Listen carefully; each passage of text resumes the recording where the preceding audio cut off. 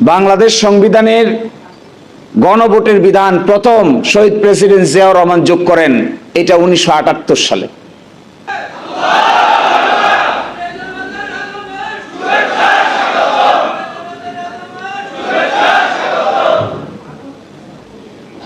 বিএনপির 31 দফা না বুঝে জনগণ দানের শেষে ভোট দিয়ে দিয়েছে।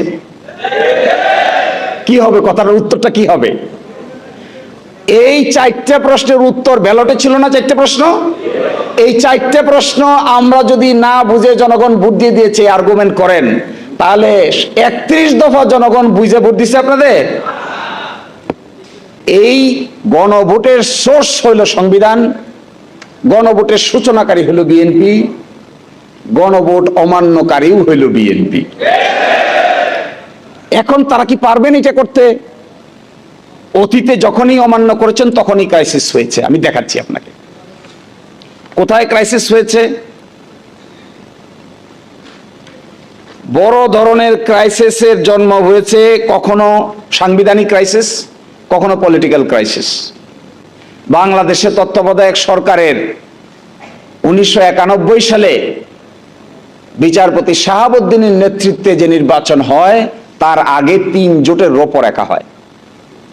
1996 সালে একটা সেম ইলেকশন করে এই সংকট থেকে বের হয়ে গিয়ে 96 সালেই মাত্র 15 দিন সংসদে থেকে গভীর রাতে তত্ত্বাবধায়ক সরকারের বিল সংসদে পাশ করে ওই সংকট থেকে বাংলাদেশের মানুষ মুক্তি পেতে হয়েছে। তা আপনারা আবার করবেন এটা? আবার গভীর রাতে পার্লামেন্ট বসিয়ে আরেকটা গণভোটের রায় মানার চেষ্টা করবেন? আগামী 19 তারিখে আদালত খুলবে। খোলার পরে আমরা আশা করছি সংবিধান সংস্কার বাস্তবায়ন আদেশের প্রশ্ন উত্থাপিত হবে। যদি বাংলাদেশের আদালত তার মেরুদণ্ড সোজা করে দাঁড়াতে পারে, তাহলে এই ক্ষেত্রে তাদের উচিত হবে সরকারের বিরুদ্ধে রায় দেওয়া। গণ অভ্যুত্থান কি সংবিধান মেনে হয়? জগতে কোথাও শুনছেন কেউ এই কথা বলে যে গণ অভ্যুত্থান হয়েছে সংবিধান মেনে? সংবিধান মেনে তো গণ অভ্যুত্থান হয় না। গণ অভ্যুত্থান হয়েই তো বাইরে থেকে, এবং একইভাবে এখানে বাইরে থেকে হয়েছে। এখন এটাকে আদালতের সাবজেক্ট ম্যাটার বানিয়েছেন। বাংলাদেশ সংবিধানের গণভোটের বিধান প্রথম শহীদ প্রেসিডেন্ট জিয়াউর রহমান যোগ করেন, এটা 1978 সালে। 15th Amendment, Second Proclamation, 15th Amendment Order 1978। এটা দিয়ে বললেন বাংলাদেশের সংবিধানের প্রস্তাবনা, অনুচ্ছেদ 8, অনুচ্ছেদ 48, অনুচ্ছেদ 56 এবং অনুচ্ছেদ 142, এগুলো যদি সংশোধন করতে হয় তাহলে 142-এর অধীনে গণভোট ছাড়া সংশোধন করা যাবে না। এটা যোগ করলেন 1978। কিন্তু ইন্টারেস্টিং, বাংলাদেশে প্রথম গণভোট হয়েছে 1977। সংবিধানে আসার আগে 30 মে 1977 বাংলাদেশের ইতিহাসে প্রথম গণভোট অনুষ্ঠিত হয়। এই গণভোটের প্রশ্ন কি ছিল? আমি এবার প্রশ্নে ঢুকছি। আমাদের বন্ধুরা বলছেন আমাদের এখনকার গণভোটের প্রশ্নটা নাকি স্পষ্ট না, এই জন্য জনগণ না বুঝে ভোট দিয়ে দিয়েছে। এইটার উত্তরটা দেখেন। এই প্রথম গণভোটের বিধান কি ছিল এবং প্রশ্নটা কি ছিল? প্রশ্নটা আমি পড়ছি। রাষ্ট্রপতি major general Ziaur Rahman BU এবং তার অনুসৃত নীতি কর্মপন্থার প্রতি আপনার আস্থা আছে কি? তো নীতি কি? কয়টা নীতি? আপনারা কেউ, আমরা কেউ বলতে পারবো যে এই কয়টা নীতি? কেউ বলছেন 19 দফা। জনগণ 19 দফা জানে? এই প্রশ্নটা কি সুস্পষ্ট হইল না অস্পষ্ট হইল? আপনারা, আমি আবার পড়ি, আপনারা বুঝেন।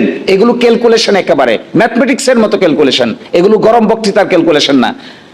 রাষ্ট্রপতি major general Ziaur Rahman BU এবং তাহার অনুসৃত নীতি, দেখেন তো দিকে অনুসৃত নীতি কতগুলা।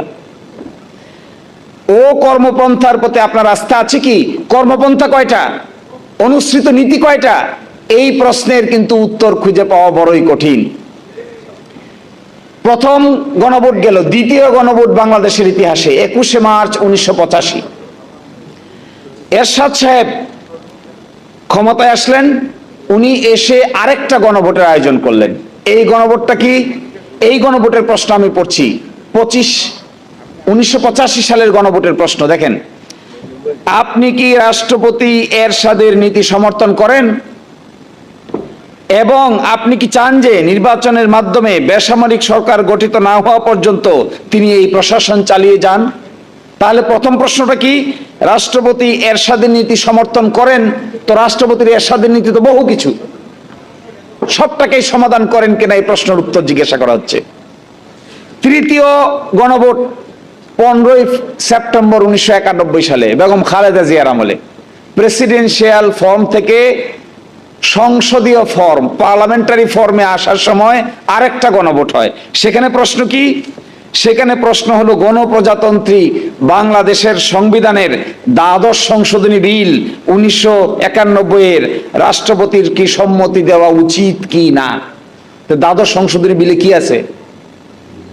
দ্বাদশ সংশোধনী বিলে কি আছে বাংলাদেশের সাধারণ জনগণ জানে? এটা জানা সম্ভব? আমাদের মতো উকিল মুক্তার রাজনৈতিক দলের লোকেরা না জানা সম্ভব? বাকি তেতুলিয়ায় টেকনাফে কোথায় কোন গ্রামের মহিলা সে কি জানে দ্বাদশ সংশোধনী বিলে কি আছে বা কি নাই? তাহলে প্রথম গণভোটের প্রশ্নটা ভ্যাগ, দ্বিতীয় গণভোটের প্রশ্নটা আরো ভ্যাগ, তৃতীয় গণভোটের প্রশ্নটা আরো স্পষ্ট, চতুর্থ গণভোট হলো যা আমরা করলাম। এইটার প্রশ্নটা দেখেন এবার। এটার প্রশ্নটা কি? এটার প্রশ্নটা হলো, আপনি কি জুলাই জাতীয় সনদ বাস্তবায়ন আদেশ 25 এবং জুলাই জাতীয় সনদ লিপিবদ্ধ সংবিধান সংস্কার সম্পর্কিত নিম্ন বর্ণিত প্রস্তাব সমূহের প্রতি আপনার সম্মতি জ্ঞাপন করিতেছেন? 1, নির্বাচনকালীন সরকার তত্ত্বাবধায়ক সরকার হবে, আপনি কি এটার সাথে একমত? 2, আগামী জাতীয় সংসদ দ্বিকক্ষ বিশিষ্ট হবে, একটা উচ্চকক্ষ হবে একটা নিম্নকক্ষ হবে, উচ্চকক্ষ সদস্য হবে 100 জন, 100 জনের ভিতরে যে দল যে পরিমাণ ভোট পাবে সেই ভোটের আনুপাতিক হারে উচ্চকক্ষ গঠিত হবে, আপনি কি একমত? 3, জাতীয় সংসদে নারী প্রতিনিধিত্ব, বিরোধী দল হতে ডেপুটি স্পিকার, কয়েকটি সংসদীয় কমিটির সভাপতি নির্বাচন সহ বেশ কয়েকটি বিষয়ে আপনি কি একমত? জুলাই জাতীয় সনদে বর্ণিত অপরাপর সংস্কার রাজনৈতিক দলগুলি তার ইচ্ছা অনুযায়ী করবে।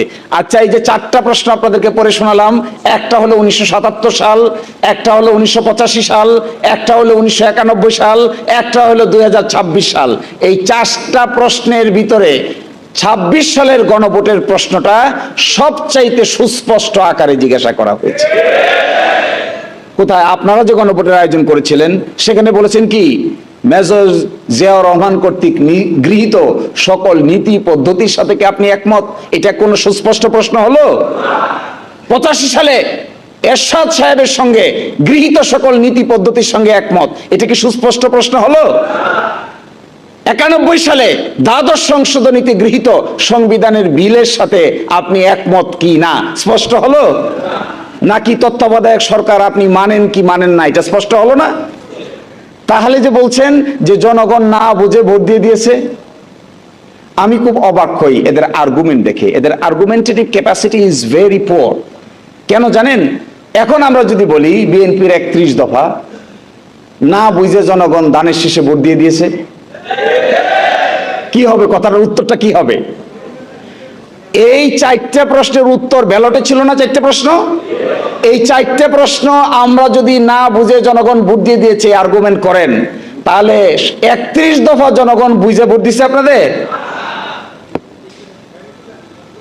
তাহলে বোঝা যাচ্ছে এই গণভোটের সোর্স হইল সংবিধান, গণভোটের সূচনাকারী হইল বিএনপি, গণভোট অমান্যকারীও হইল বিএনপি। এখন তারা কি পারবেন এটা করতে? অতীতে যখনই অমান্য করেছেন তখনই ক্রাইসিস হয়েছে। আমি দেখাচ্ছি আপনাকে কোথায় ক্রাইসিস হয়েছে। বড় ধরনের ক্রাইসিসের জন্ম হয়েছে কখনো সাংবিধানিক ক্রাইসিস, কখনো পলিটিক্যাল ক্রাইসিস।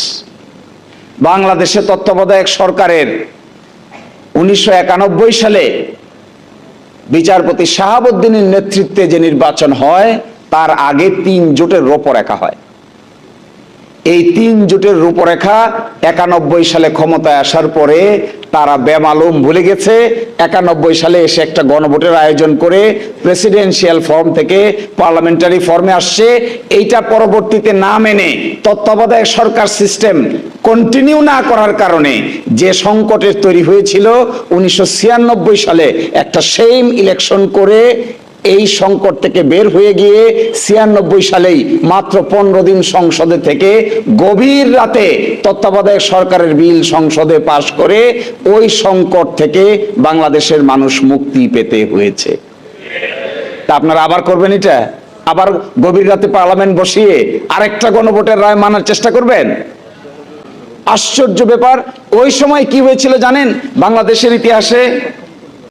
আমার মনে হয় এখন আমাদের আদালতে যে জিনিসটা পেন্ডিং আছে, গতকালকে ওনারা বলেছেন যে আদালতে পেন্ডিং আছে, আগামী 19 তারিখে আদালত খুলবে। খোলার পরে আমরা আশা করছি সংবিধান সংস্কার বাস্তবায়ন আদেশের প্রশ্ন উত্থাপিত হবে।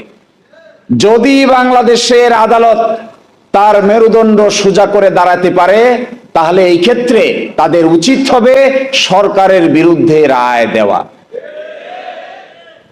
গণ অভ্যুত্থান কি সংবিধান মেনে হয়? জগতে কোথাও শুনছেন কেউ এই কথা বলে যে গণ অভ্যুত্থান হয়েছে সংবিধান মেনে? সংবিধান মেনে তো গণ অভ্যুত্থান হয় না, গণ অভ্যুত্থান হয়েই তো বাইরে থেকে, এবং একইভাবে এখানে বাইরে থেকে হয়েছে। এখন এটাকে আদালতের সাবজেক্ট ম্যাটার বানিয়েছেন। আমি আপনাদেরকে লাস্ট অনুরোধটুকু এটাই করার, আমার কনক্লুশনটা এটা যে যদি গণভোটের ফলাফল মেনে নিয়ে সংবিধান সংস্কার সভার বা পরিষদের অধিবেশন ডাকা না হয় এবং সংস্কার থেকে সরে যাওয়া হয়, সংবিধান সংস্কার সভার অধিবেশন চলার কথা 180 দিন, 180 দিন পরে এটা বিলুপ্ত হয়ে যাওয়ার কথা, তারপরে 180 দিনের পরে আর 30 দিন, 30 দিন পরে উচ্চকক্ষ হয়ে যাওয়ার কথা পার্লামেন্ট, পার্লামেন্ট ভেঙে দুই টুকরা হয়ে যাওয়ার কথা, একদিকে নিম্নকক্ষ একদিকে উচ্চকক্ষ। উচ্চকক্ষ গঠিত হওয়ার কথা 100 জনকে নিয়ে, তার মধ্যে ভোটের পার্সেন্টেজ অনুযায়ী বিরোধী দলীয় জোট প্রায় 40% ভোট পেয়েছে, 100-র ভিতরে 40 পাওয়ার কথা, আর বাকিগুলো অন্যরা ভাগযোগ করে পাওয়ার কথা। এই কর্মকাণ্ড যদি আপনারা প্রদর্শন না করেন আর গণভোটের রেজাল্টটা মেনে পরবর্তী পদক্ষেপ যদি না নেন তাহলে এটা হবে বাংলাদেশের ইতিহাসে, আমার মনে হয় বাংলাদেশ না, আমি এখানে 26টা দেশের নজির নিয়ে আসছিলাম, এত কিছু বলার এখানে চান্স নাই। একেবারে সুইজারল্যান্ড থেকে শুরু করে সর্বশেষ শ্রীলঙ্কা পর্যন্ত এই 26টা দেশে একটা উদাহরণ নাই যে পৃথিবীতে মানুষ গণভোটের রায় মানে নাই, এইরকম কোন উদাহরণ দুনিয়ার ইতিহাসে আর একটাও নাই। তো আমি আপনাদেরকে অনুরোধ করব, আপনাদের উচিত হবে, আমাদের সকলের উচিত হবে এই গণভোটের রায়টা আপনারা মেনে নেবেন। You will comply with the referendum, and according to the referendum you will comply with the other provisions of the order, and you will call for constitution reform. অ্যাসেম্বলির মিটিং ডাকবেন, সেই মিটিং 180 দিনের মধ্যে শেষ করবেন, শেষ করার পরে দ্বিকক্ষ বিশিষ্ট পার্লামেন্ট হয়ে যাবে, সংস্কারগুলো বাস্তবায়ন করবেন, গণভোট ইমপ্লিমেন্টেড হবে, তখনই বাংলাদেশ একটা নতুন যাত্রার সূচনা হতে পারে। আর যদি তা না হয় তাহলে যেই লাও সেই কদুই থেকে যাবে। আরেকটা সাংবিধানিক ক্রাইসিস তৈরি হচ্ছে, অনাস্থার ক্রাইসিস তৈরি হচ্ছে, কোর্টে গিয়ে ক্রাইসিস তৈরি হচ্ছে। আমি খুব অবাক হই, এই রাজনৈতিক প্রশ্নের সমাধান তারা কোর্টে নিয়ে গেছে। আচ্ছা বলেন তো, তত্ত্বাবধায়ক সরকারের সমাধান বাংলাদেশের কোর্ট দিয়ে বাংলাদেশের ইতিহাসে কি ভালো হলো না খারাপ হলো? তত্ত্বাবধায়ক সরকার প্রবর্তন করেছিলাম আমরা রাজনৈতিকভাবে, এটাকে ওনারা নিয়ে গেছেন কোর্টে, কোর্টকে বলছেন অসাংবিধানিক। 17 বছর দেশে আগুন জ্বলছে, এখন এসে কোর্ট আবার বলছেন সাংবিধানিক। তো এখন সাংবিধানিক হিসেবে আবার তত্ত্বাবধায়ক সরকার জাতির জীবন থেকে চলে গেছে 17 years. This approach is a bad approach, chaotic approach, destructive approach, unconstitutional approach, unpolitical approach, unstable approach.